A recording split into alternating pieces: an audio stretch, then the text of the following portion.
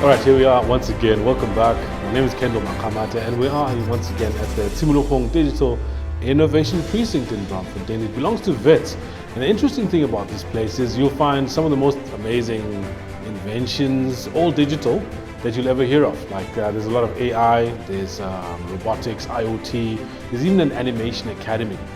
What's really cool about this place is like in the incubation of startups happens, as well as a whole skills academy for all of that, which is really very interesting when you think about it, that here we are talking rugby, Muzi, in a place like this, a high-tech, forward-thinking, forward-growing place in Braamfontein. Yeah, I think it's been good just looking at this area, and then when you talk about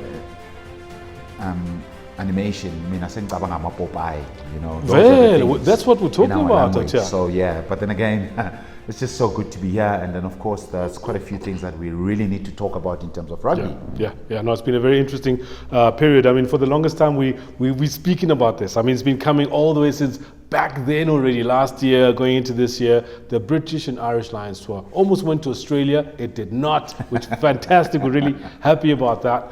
But the really cool thing is it's happening. Yeah. We've had the British Irish Lions come out and play a couple of the provincial sides, and also had a bout against SAA, not the airline, but the A side from South Africa. What did you make of the tour so far? Let's do broad strokes before we go into detail. Yeah, honestly, if you're looking at the tourists, they really just brought the best that they can in terms of the European 4 countries, and we probably just saw how they really just played. I mean, their first game they played against Japan. I mean, they won that game just a couple of weeks back, and then you could tell that it's just a typical Warren Gatland's planning, the way he wants to do things. It's so pacey, there's quite a few options and just all that stuff, and boom, they came here to South Africa and are playing against some provincial teams. Yeah, they started the Lions, killed the Lions, put on past 50 points. You could tell that these guys are actually professional, and they're international team players as well. The way they went on all about it, they scrum and just all that stuff. But we always knew that there's got to be a team that will definitely really just test them. I was really hoping that they were going to play against the Bulls, because why? I know the Bulls, it's probably one of the biggest pack that they were going to be playing against, one of the most physical team that they had to play against in South Africa before they actually played the test match. It didn't happen, but then again we saw exactly what happened for the past couple of weeks, that they did play against the Sharks twice. The first game against the Sharks, once again they just started exactly what they were doing best. They just beat all those youngsters. But then again, we can even go a little bit further about that, because if you're looking at the Lions team that they played against and the Sharks team that they play against, really there's not much really just to talk about in terms of the players. It's up and young and coming youngsters. Some of them are 22, some of them are 21, some of them, you will look for someone else who's 28 in those teams. You could tell that they were playing, it was basically men versus the boys. You could tell that as well. But then again, it's so good just to see those youngsters just having a go with those players. And then of course, boom, the SAA game just took place. This is when everyone was like, okay, let's see what they've got. It was so lovely just to watch that game as well. We definitely want to go into all of the detail across the board with all of those particular teams. But the one thing that stood out for me was you mentioned the Bulls game that didn't happen. And the reason was COVID-19. The team was COVID-19 ravaged.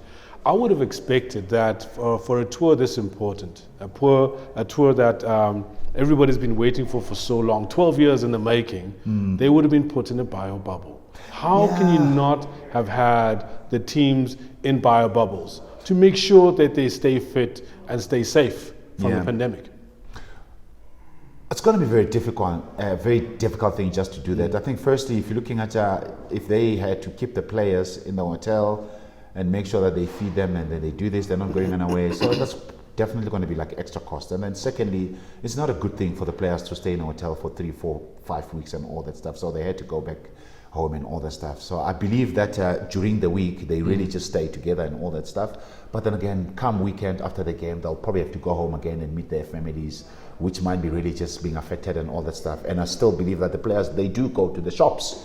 They do go and do their normal thingy. Obviously, they try to protect themselves as much as they can, but then it's going to be very just a difficult one, in terms of finance and all these organization and all that stuff. All right. No. Well, I reckon. I mean, there's reason enough.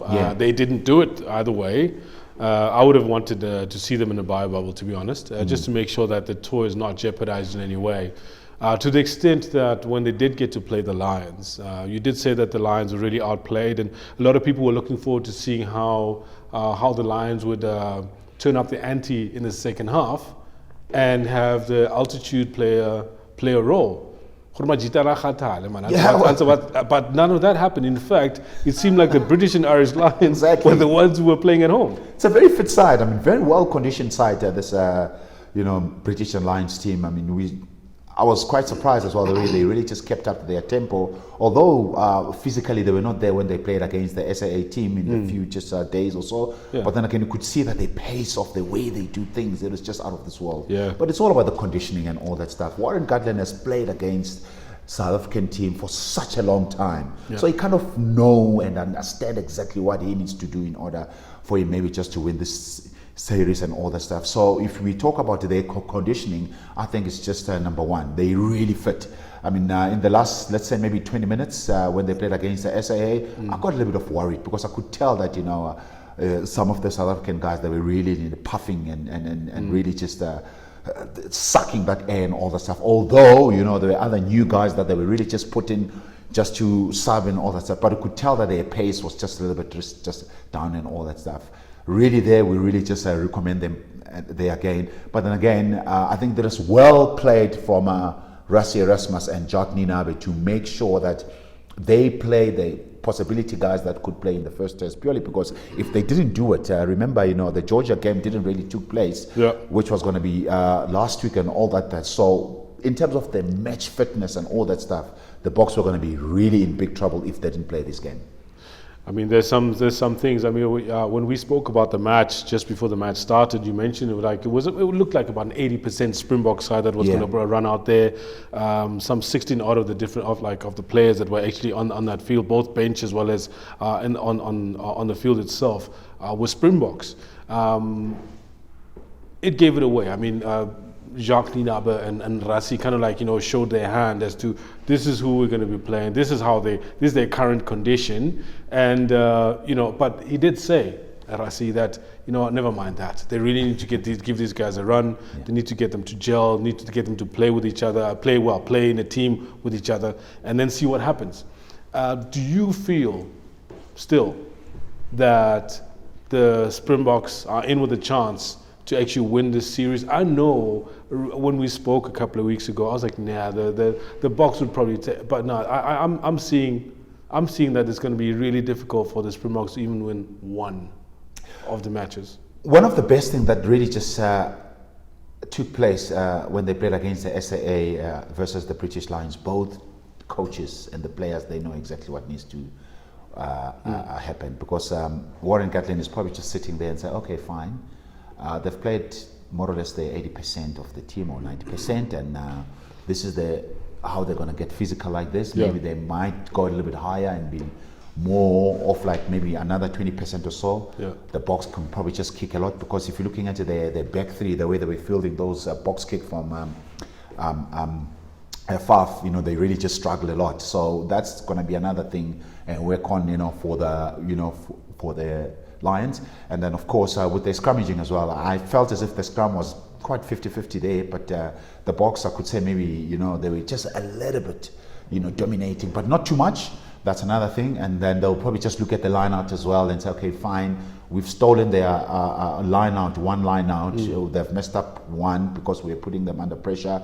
And then why did they mess up those two line outs? It was all about them, we put pressure on them twice in a game, and then they lost those two lineouts. So those are the things that the work-ons that Warren Gatland will be sitting there and say, okay, fine, I really think that I can really just take the Springbok team for the first test. But then again, probably his biggest worry is the players that he needs to select. He needs to go out there and say, okay, fine, I need the guys that are very brutal. And not too many of the British Lions players are brutal and physical, except Otoje. Obviously he'll be my first guy just to put straight onto the starting 15. And then of course, hence I'm not even surprised they are bringing in Ellen Jones, because they know, he can do that, Now With he's going to be on the half a bench. shoulder. Well, he's got a half a shoulder, but I'll tell you what, in terms of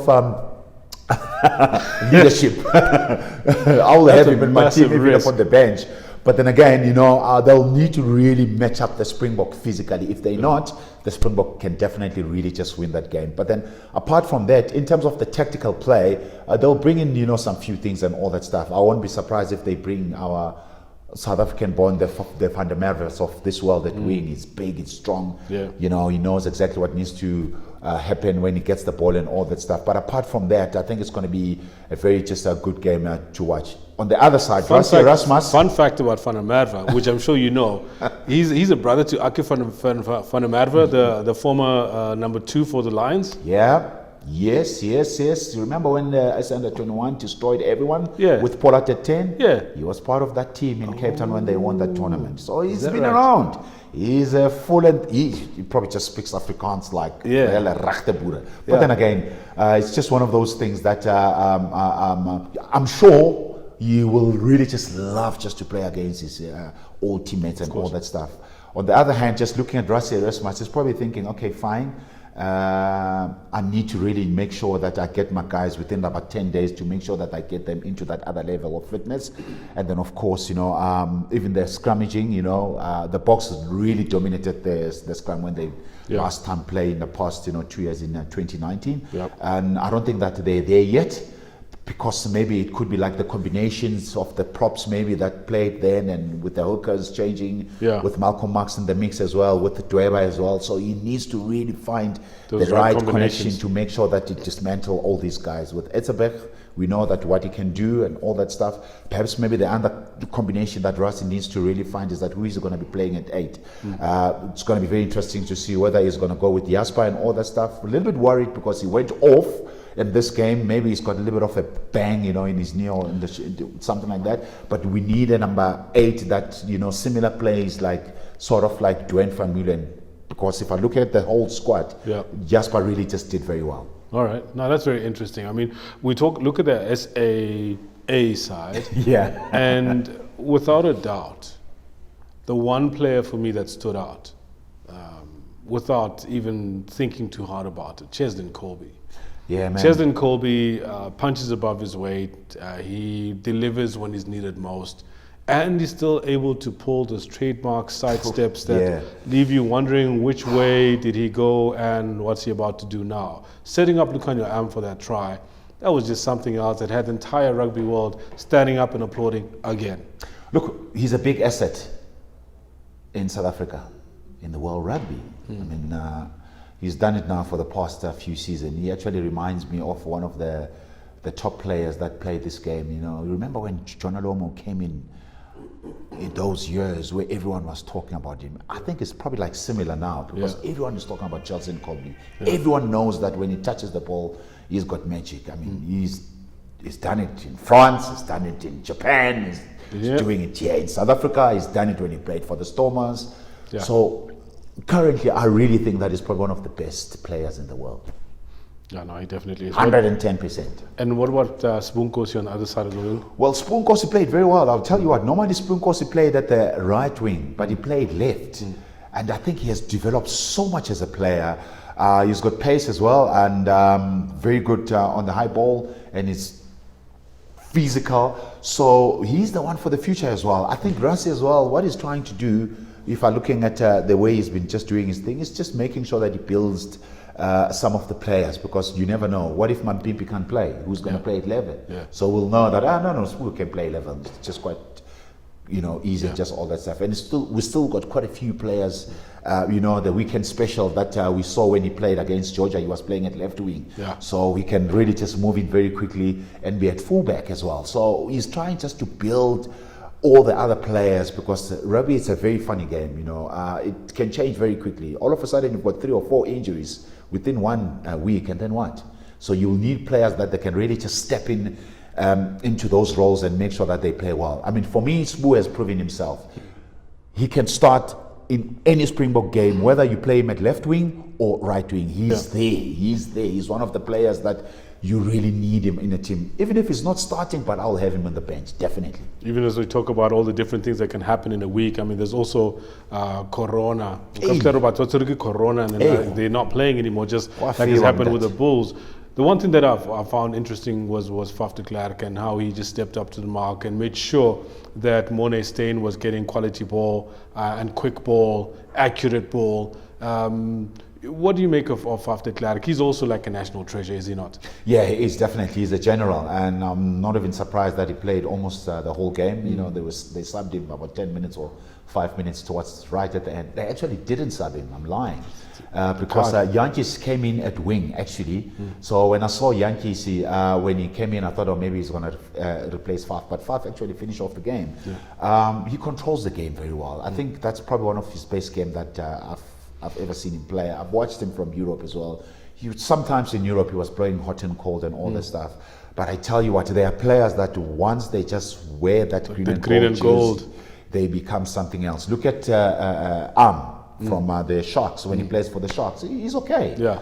But immediately when he wears that green and gold jersey, he just becomes a monster. He becomes something else. So you do find players that just rise up to the occasion. Faf is one of them, and Lucanio he's one of them. Mazole Mpimpi as well, you know, he's just one of them where they really just make sure that they rise. Quick question about Lucanio, captaining the side, the SAA side. We know that Kolisi currently wasn't playing because of Corona.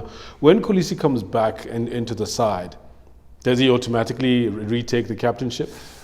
Well, it's going to be very difficult, and I'll tell you what. Yes, we all know that Rassie Erasmus, likes Sia. We all know that Jock, they'll prefer Sia to really just, captain the team. But I think it's going to be very important to make sure that Sia is on top of his game. Yes. I think for me that's going to be the key. I think Sia is a very matured player. You will understand that if he's not playing well, you can't be just run straight through and be the captain and actually start the team. So once again, Lucanio has done it for his team, for the Sharks. Yep. He's did it again, he was doing it again this past few days, for the SAA. And then if you're looking at the other players around him as well, there's quite a few senior players that are still there that really just help in terms of captaining the team and all the stuff. Hence, if you're looking at the Springbok team, the SAA team, the way they played, you couldn't really say they miss Sia, his leadership, because there's quite a few players that they were there. A good leadership group. Not taking anything away from Sia. He knows this as well, because it's all about building other players around you. Because I really believe that if you're a captain, you're not going to be the captain all by yourself. You still got your debutant. You still got to consult as well with your forwards. What's happening, the Dwayne van Meulen was consulting, you still got to look back. The likes of Willie Leroux, he's one of the most senior player there in the team, and say, hey, dude, what do you think? What do we need to do, and all that stuff. So all those are the things that will really just come into play. But then again, I think Lucanio M can do it. He's done it before. We saw him what he can do. But look, a fit Sia, a playing well Sia, you will always captain the Springbok side. All right. Before we go and talk about Warren Gatland losing his rag, about Faf de Klerk not just getting a yellow card for that tackle, I want to talk a little bit about our fly half situation. The SAA side, 80% Springboks playing against the British and Irish Lions, a couple of games away from the full-on first test. And Morné Steyn is the fly half. Great. He did well. Yeah. Who's his 2IC? Who's going to be starting at number 10? Oh, he'll play Pollard. With no game time.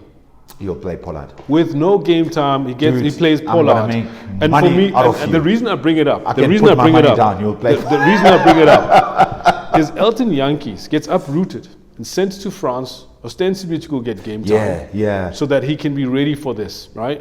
So he's not playing in the Lions, the Sigma Lions side. I thought he was going to get a game as well. So that's another topic. Yeah, that's a very huge. What does this mean? Does this mean Elton Yankees has completely missed the bus?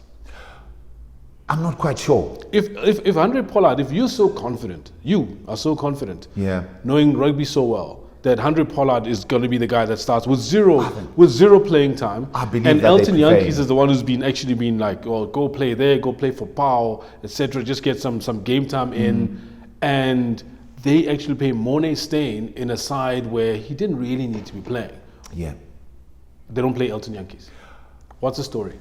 I'm not too sure why he was not even on the bench, because I had felt as well that we're going to really just give him a run, you know, even if it's 20 minutes or so and all that stuff. Just because I think if you're looking at the fly halves in the squad, he's the only one that hasn't really just had a game time before the main game that is coming this coming weekend. I'm not really quite sure what's really happening there. I'll be really honest with you. But in terms of what I know from Jock Ninabe and Rats Erasmus, their first number one fly half is definitely Andre Pollard. I.e., we've got a big problem with number 10 then.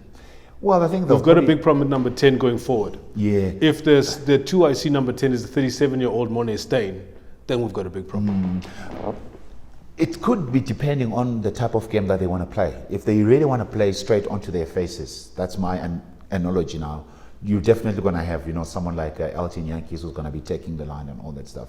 But if you really want to play percentage rugby and put them under so much pressure like they did against the SAA, Mornay Steyn will be the one. He's probably one of the best kickers that we do have. But he's 37 years old. Well, if he's fit, it doesn't matter about the age. I mean, like I'm saying, he's 37.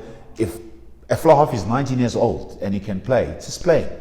If a fly half is 40 years old and he still really plays well and making sure that he beats the youngsters that are 25 and all that stuff, let him play. Okay. Until we see that Baba, there's no more here. Okay. You know, this guy's actually done. Once again, you know, there's this other thing that you got to make sure that you groom the up and young and coming youngsters and all that stuff. But remember, it's all about winning. You know, once you go internationally, you got to make sure that you win, because you just got to get one chance to play against the Lions. That comes, you know, 8 years or 10 years, whatever years. So you got to make sure that once you get that chance. You made your point. I get it. I get it. But for me, there's a red flag. Elton Yankees. It seems like his days are numbered with this coaching duo.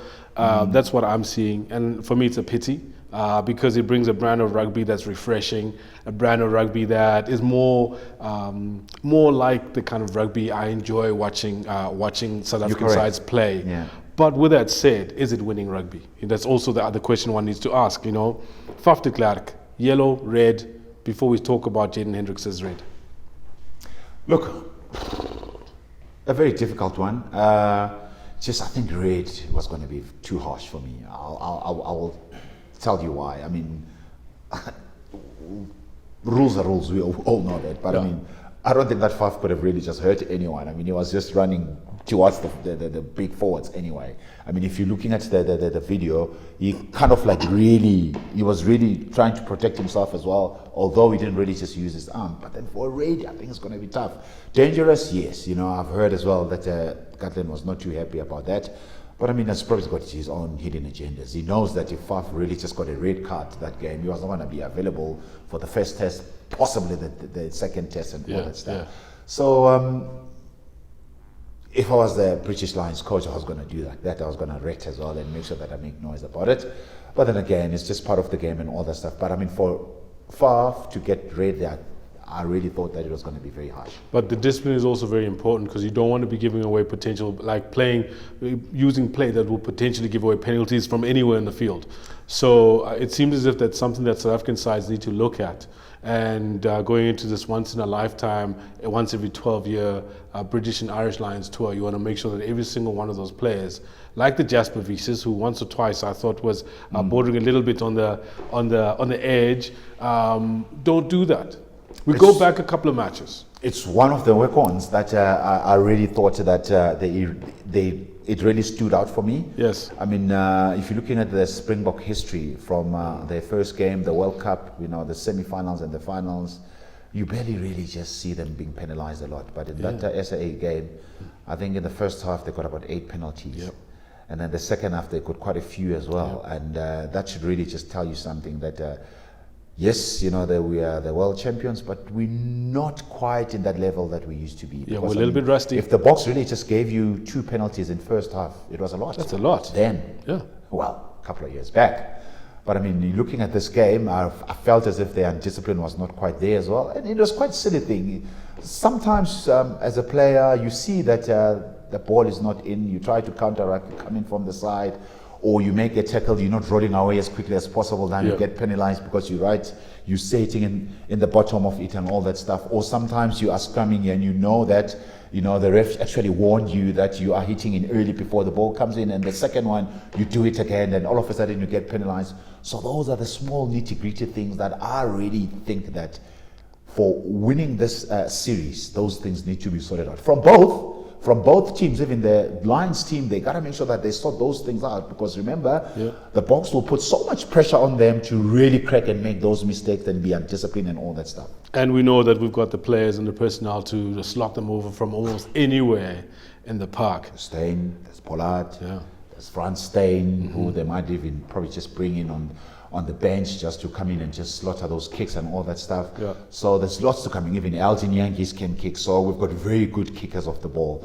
Yes, they've got Elliot Daly, who can kick about 60 meters as well. And Farrell, I thought Farrell can kick, but I saw him just missed quite a few. And that's another really debate that we can sit here and talk about, that who's going to be their fly half. There's Farrell, and there's lots that we can talk about. But then again, I think the first test will really give us a big idea who's who. It will. And I think it's unfortunate that we haven't touched on it yet, but I think the big thing really is very uncharacteristic of Jaden Hendricks to go in with that elbow and get that red card in that Sharks match against the British and Irish Lions. It's something for me that really does speak to a mindset, or is it pressure? Why would he do something like that? Because we've watched him play week in, week out over the last couple of months. You've sung his praises. I've gone and watched him, and it's like, this guy's a brain. And we're seeing other pundits as well, also afterwards recognizing this guy's a brain. What happened? I think he was silly because he made a tackle. They were going down. There was nothing onto it, and then just put him on your shoulder there. It was probably not typical rough cast, you head home, but it was not needed, because obviously with this day when you play rugby, there's about 1,000 cameras. It's the kind of thing that I would expect somebody like a Sanele Nohamba to try and get by, or Faf de Klerk to kind of get, because of their style of rugby, they're abrasive. Whereas Hendricks is not abrasive. He's clinical, he's classy, he's a very classy. He's like a Roger Federer for me. In the rugby place. So for me, it almost seems like he might have felt maybe that he got left out of the Springbok side because he's not abrasive enough, and he was showing a little bit of that. You've actually touched on something that I'd not even thought about. It could be it. It could be him just being silly. It could be him, which he's not an aggressive player, but he's trying just to be aggressive at the wrong time, at the wrong place. You can't be aggressive like that. How's it also? One day, that's true. And but I'll tell you what, you will learn from that, and I'm glad it happened now, because I don't see him just doing something like that, because he's not that type of a player. I've watched him play under 20s, under 19. He's never done something like this. So it was probably sometimes, hey, dude, hold on. You can't do this. This is the way. You've been good to doing this. Continue doing this all the way. But I still like him, and I still think that he could be one of our best number 9 that we have in this country. No, great man. I've actually just remembered what my prediction was before the British Nationals started. I remember I was calling it was going to be a whitewash. I remember we were talking about how little game time the Springboks had. And I remember thinking that, it's going to be painful and it's going to be rough. I still think, unfortunately, that the British and Irish Lions are going to win this series. I don't think it's going to be a whitewash anymore. I don't think it's going to be as painful as I thought it was going to be. It's going to be engaging and a thriller. That's what I'm expecting. Before we close, can you give us one or two ideas what you think? I think the Boks will win the series. But for me, the deciding game will be that first game. Okay. That first game will be very vital. The Boks win the first game, then I know. It's going to stay at home. If they lose that first game, all right, it's going to be an uphill battle, because losing the game and you're playing at home.